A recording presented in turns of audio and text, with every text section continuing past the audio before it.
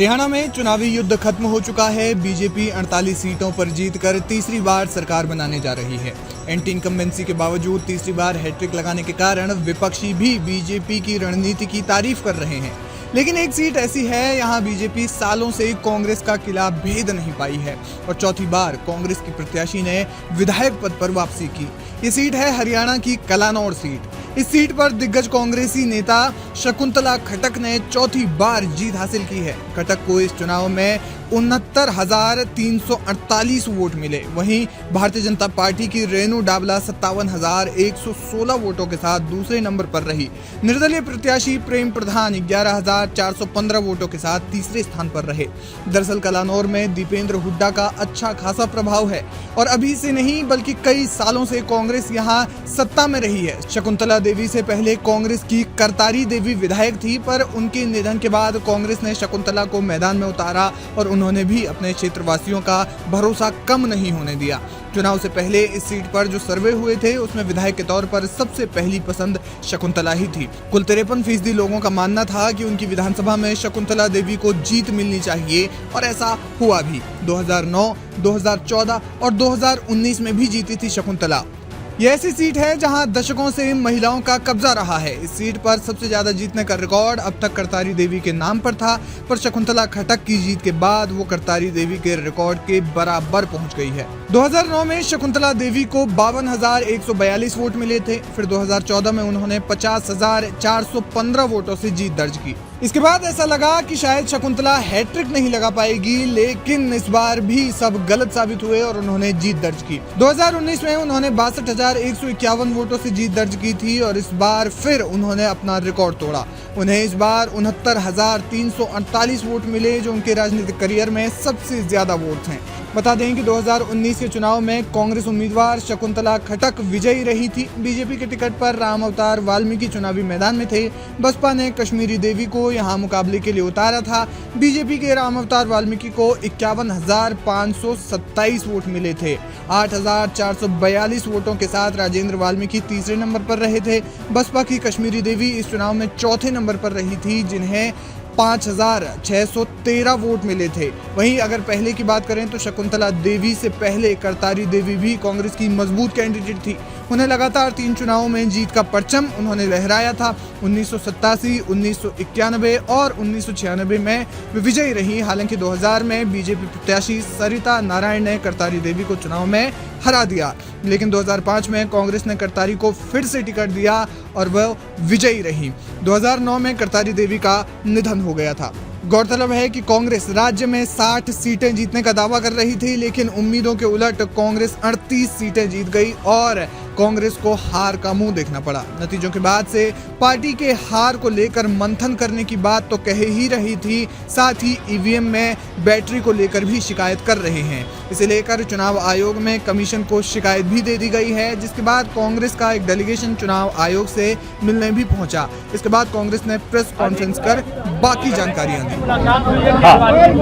आज केसी वेणुगोपाल जी, अशोक गहलोत जी, अजय माकन जी, चौधरी भूपेंद्र सिंह हुड्डा जी, जयराम रमेश जी, उदय भान जी और सिंघवी साहब भी थे, वो ऑनलाइन जुड़े। इलेक्शन कमीशन को हमने अवगत कराया। करीब 20 शिकायतें जो हमारे पास आई हैं, उनमें से 7 लिखित शिकायतें जो अभी आई हैं 7 कॉन्स्टिट्यूएंसीज से, जिसमें बैटरीज का खास तौर पे जो 99% बैटरीज दिखा रही थी काउंटिंग के दिन, और बाकी मशीनें जो सामान्य थी वो 60-70% दिखा रही थी। उससे हमने चुनाव आयोग को अवगत कराया और चुनाव आयोग ने हमें ये आश्वासन दिया है, क्योंकि माकन जी ने और सिंघवी साहब ने एक मांग रखी कि वो तमाम मशीनें जिनके बारे में आज जिक्र किया है, शिकायत की है, उन मशीनों को सील कर दिया जाए, सिक्योर कर दिया जाए, जब तक इसकी जांच पूरी नहीं हो जाती।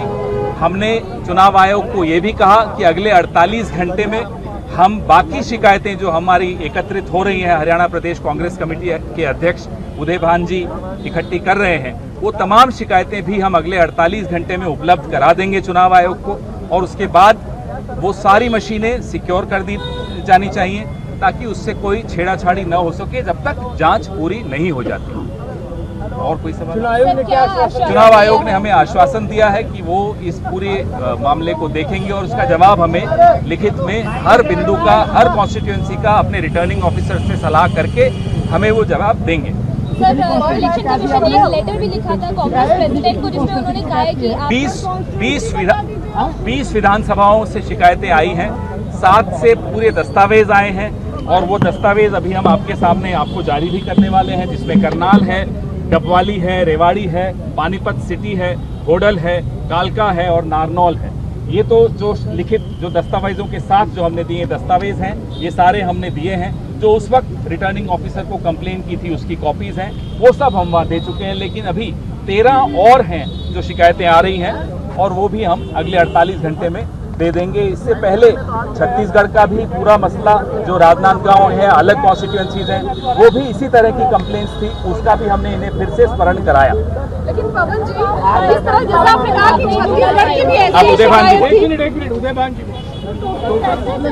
पूरा जिस तरह से पवन खेड़ा जी ने बताया, सारा इलेक्शन कमीशन के सामने सारे हमने मुद्दे रखे हैं कि किस तरह से ईवीएम हैक की गई है। मुख्यमंत्री ने खुद ने कहा कि सारी व्यवस्थाएं हर तरह से हर किस्म की हो चुकी हैं और हम सरकार बनाएंगे। तो ये पूरा एक संदेह का सारे प्रदेश में एक बहुत बड़ा एक संदेह हो रहा है। और जिस तरह से 99% बैटरी हो नहीं सकती जो उसमें हुई है, वो एक बहुत बड़ा संदेह का कारण बना हुआ है कि ये ईवीएम इसमें हैक हुई है। जो 99%, 95%, 90 से जो अबव है, उनमें सबसे ज़्यादा उनमें ही बीजेपी का सहारा हुआ है। जहाँ 60 से 70% है, वहाँ पे ये नहीं जीत रहे। तो ये एक पूरा संदेह का कारण बना हुआ है कि ये कारण क्या है और ये 99% कैसे बैटरी चार्ज हो गई। जब पूरा दिन बैटरी इस्तेमाल होती है, कोई भी आप मोबाइल के रखें तो पूरा दिन आप रखोगे तो वो निश्चित तौर से वो डाउन होगी। 99% नहीं हो सकती किसी भी सूरत में। ये पूरा संदेह का कारण बना हुआ है। उसके बारे में हमने इलेक्शन कमीशन से कहा है, इलेक्शन कमीशन की ये साख का भी सवाल है, इस चीज़ को क्लियर करें कि क्या कारण है और हमें पूरे जनता के समक्ष इस बात को रखें कि इसका क्या कारण है। ये पूरा संदेह का और वीवीपैट की पर्चियां मिलान करने के लिए आरओ को बहुत सारी विधानसभा में कहा गया, लेकिन आरओ ने उस चीज़ को स्वीकार नहीं किया और वीवीपैट की पर्चियां नहीं मिलाई उस मशीन के साथ में।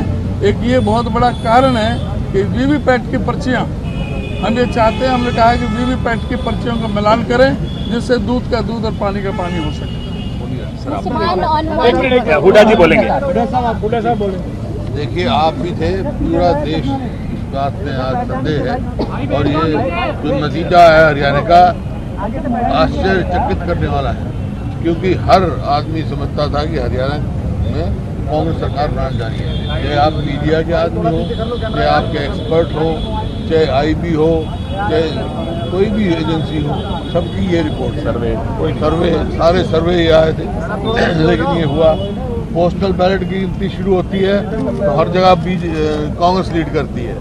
ईवीएम की शुरू होती है तो कांग्रेस लीड करती है। तो डाउट क्रिएट है। बहुत सारी जैसे कंप्लेंट है, 30 के करीब है। बहुत सारी तो रिटर्न कंप्लेंट आ गई है और वर्बली बहुत आए हैं सबकी। हमारे पास टेलीफोन आया जब काउंटिंग हो रही थी, कई जगह काउंटिंग डिले की गई है, कई जगह ये कहा गया बार बार पोस्टल बैलेट पहले गिनती कीजिए, लेकिन कई जगह नहीं की गई, बाद में की गई। ऐसे कई कंप्लेंट्स हमें दी है और इलेक्शन कमीशन ने अश्योर किया वो सारे कंप्लेंट देख रहे हैं और